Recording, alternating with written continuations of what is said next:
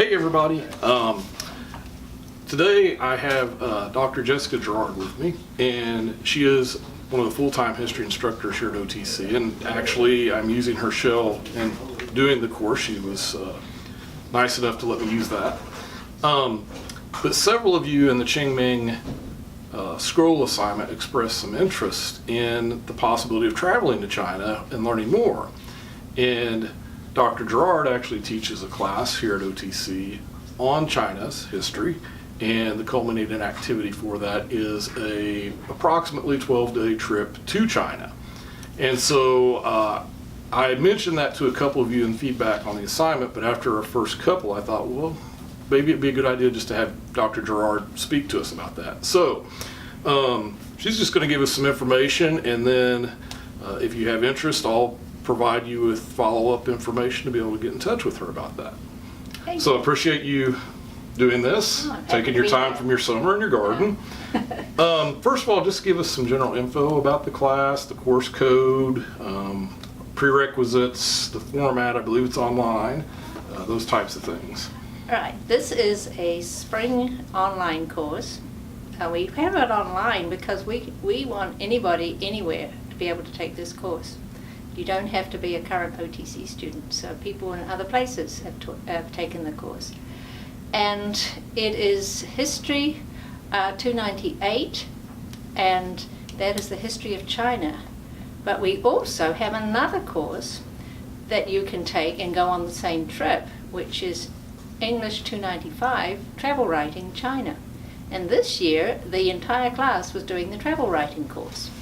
So you have a choice of two different courses, or you can take both. And each course is a 3-credit course, but it is extended beyond the semester to the 2 weeks after we return, and you turn in a final assignment. For me, it's a paper. This course has been offered for about 10 years now, and I've taken 8 trips. You can sign up for the course as late as the last day of registration, but we really don't recommend that because you probably don't have the money to be able to pay. And we need the money for the airfares within a month. So the sooner you sign up, the easier it is to accumulate the funds you need.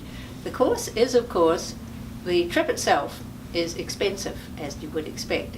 Currently it's $3,800. And that covers everything except pocket money, spending money. It covers your flights from Springfield and back again. It covers your transportation, your 4 5-star hotels, transportation in China, and 3 meals a day. You need to be aware, however, that there are additional costs. There is the cost of the course itself, the tuition. There is the visa, and there is the tips. However, we do a lot of fundraising. Students get together and help with fundraising, and we have usually able to cover the tips and the visa costs from fundraising. Another interesting thing about this class is that we have partnered with a community college in Virginia, Blue Ridge Community College, and their students can take the course and come on the trip too. That's a big help for us because if we don't have a lot of people enrolling here, we have enough people to make the course because we must have 8 people in the class before we can go. Except this year we were allowed to have just 6 because we wanted to get that writing course off the ground, and it was a big success. What else do you need to know about? Well, you answered a lot of questions because I was going to ask about the fees for the course and the trip and financial assistance fundraising.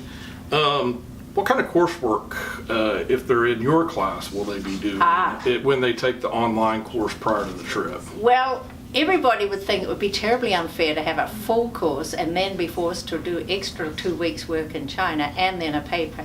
So the nice thing about my course is no exams. We figure that your big assessment is going to be your experience in China. That's really important. However, it's not a easy course because you are expected to read our textbook and you're expected to participate in discussion, and there are small little quizzes That helps people read the textbook, I've found. Yeah. And these are 10-point quizzes, and we have a project where everybody works together as a group to create a travel guide for the trip. And we use that travel guide on the trip. That's a big group project. And the other thing you need to know is that we have 2 compulsory meetings. These are requirements of OTC. The first meeting is taken up pretty much entirely by filling out the very long and complicated visa form for China, which we always get a little wrong and have to work on, but we're working on perfecting our skills.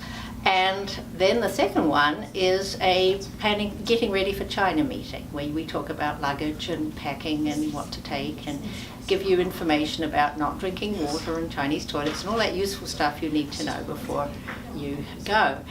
And so we also have social events where we get to know each other. The favourite one is Chinese New Year dumpling making at my house, which is a lot, or it's Michelle's house, which is a lot of fun. But we like to have social get-togethers. After each meeting, we meet down in Creation, down on Chestnut Expressway, and have real Chinese food. Yeah, there's a real Chinese menu there, because real Chinese food is not the kind of food you get in Chinese restaurants in Springfield.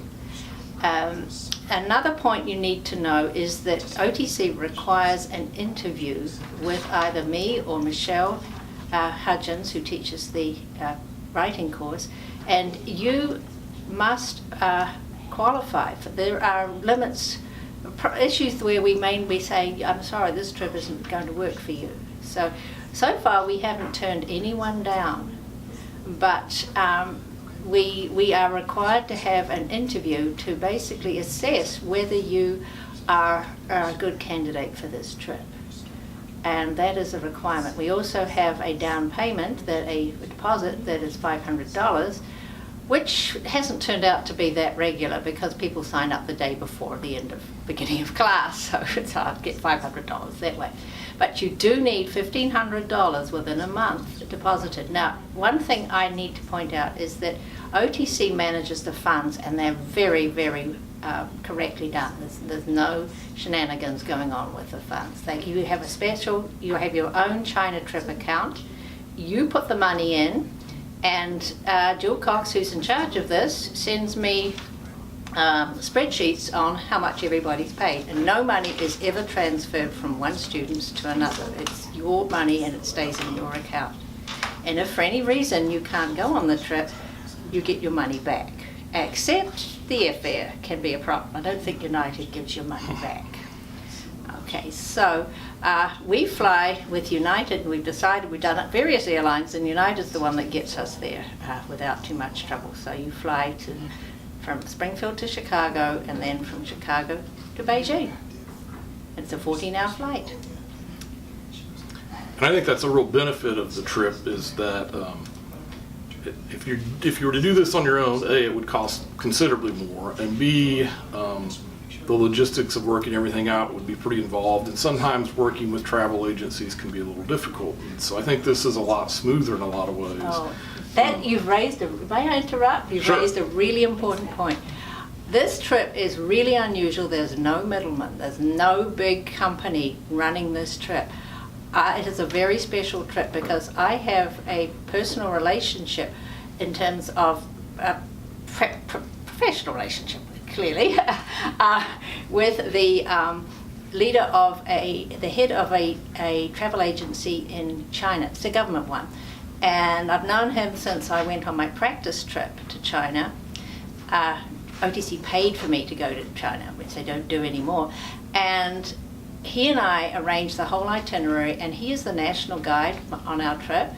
And this makes two huge advantages. One, we see far more than any big commercial firm would ever do. And secondly, it's totally customized. It's exactly what we want to do, and it's very flexible. If we don't like the food, we don't like the hotel room, it rains, we just change everything around. You can't do that on a big company trip. They fill buses with people from different schools, and you've got a rigid itinerary, and you've got to stick to it.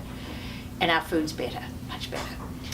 And so one example of how flexible this is, is that this year we ended up going only with the travel writing. And so we changed the whole itinerary because 6 people isn't 10 people and we couldn't afford the full trip. So he worked with me and we reduced it by 1 day. We got rid of a whole lot of the history activities and focused on travel writing activities. And we were able to offer a trip at the same price that we would have had for the group rate. And that's remarkable. Yes. Most companies will just say, cancel. Yes. And again, you've touched on something I was going to have you mention, but it is a very, I would say, authentic trip. It's not a tourist destination trip. But you're going to see things that are authentically, historically, culturally significant. And I think that's a great value of the trip. That's a good point. Do not ever think you're going to have a tourist trip with us. You have a working trip. This is a study abroad trip. You work hard and you go to a lot of places. And I've had one student complain, this isn't what I thought it was going to be, I'm just herded from temple to temple.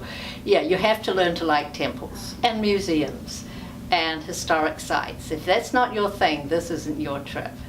And many of you mentioned that you really want to learn more about Chinese culture and history and society, and this is a great way to do that. And I think a very valuable asset on a resume, many people in the class are going into education, and I think this would be a great asset. I think any administrator that saw that you had taken a course on China and traveled to China would recognize that you have a lot to bring to any classroom. Yeah, you can actually end up taking students yourself, and this tour guide, Jim, he can arrange it. He arranged Caleb's trip and was the leader for that trip.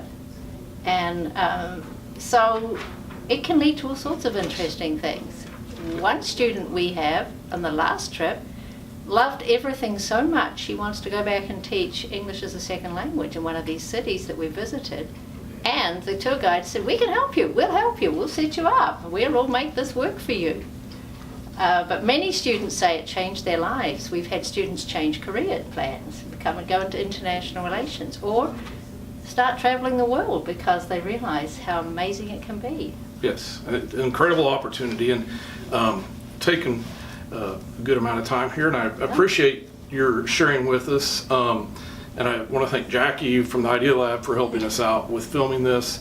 For those interested, Dr. Gerard has a website for the course, and I will put that up when I post this video as well, and I'll also put your OTC email address up for them in case they want to get in touch with you to find out more, if that's okay. Yes, I'd be very happy to answer questions, and I have a whole package of information I can send to you. Now, it will have to be updated to the 2019 trip, but we always offer this trip every year, and one of the things to keep in mind is you don't have to go at once. You can just wait a year or two and make it happen. I've had a student go on a trip 5 years after he originally was interested in it, and he had a wonderful time. And we have a high school student who was one of those, when we do the picnic and the high school students come in, Right. she was wandering around with her mom, and next year here she is on the trip. Awesome. And the other thing finally is you can take your family and friends. You can take your mom, your brother, your best friend. As long as they're over 16, you can take family members. They can audit the course. They don't have to cover the material and get the 3 credits. So that's an option. And a lot of people do take friends and family members, spouses, kids, Yes. mom. And other schools offer similar opportunities, but I don't know that anybody offers the financial deal that you get It's at the OTC. best value. Yes. Absolutely. Students say, oh, that's way too much money, but anybody in the student travel business says, wow, you do that for that amount of money? Yeah, a lot of travel people come to talk to me and they say, we couldn't do that. Very good. Well, I appreciate your time, Oh. Jackie. I appreciate your time, and it's been great. And if you have questions, like I said, I'll have Dr. Gerard's contact up, or you can get a hold of me and I'll connect you with her. So thanks a lot. Thank you. Thank you.